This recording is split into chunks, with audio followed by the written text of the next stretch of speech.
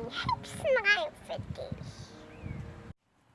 Eine Hexe konnte kochen, kochte Kröten, kochte Knochen, kochte Eier, kochte Speck, schnitzte sich den Finger weg. Eine Hexe konnte kochen, kochte Kröten, kochte Knochen, kochte Eier, kochte Speck, schnitzte sich den Finger weg. Oh Manu!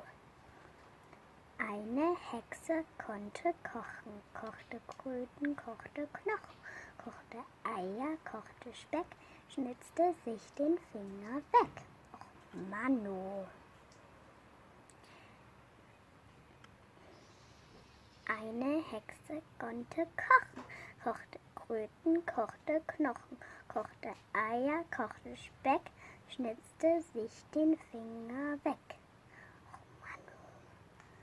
Eine Hexe konnte kochen, kochte Kröten, kochte Knochen, kochte Eier, kochte Speck, schnitzte sich den Finger weg.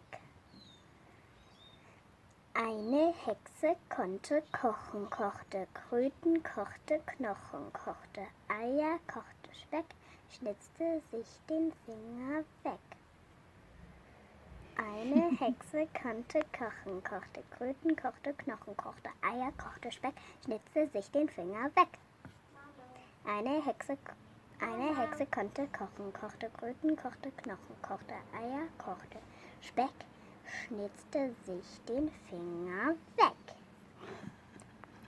Eine Hexe konnte kochen, kochte Kröten, kochte Knochen, kochte Eier, kochte Speck, schnitzte sich den Finger weg. Nein!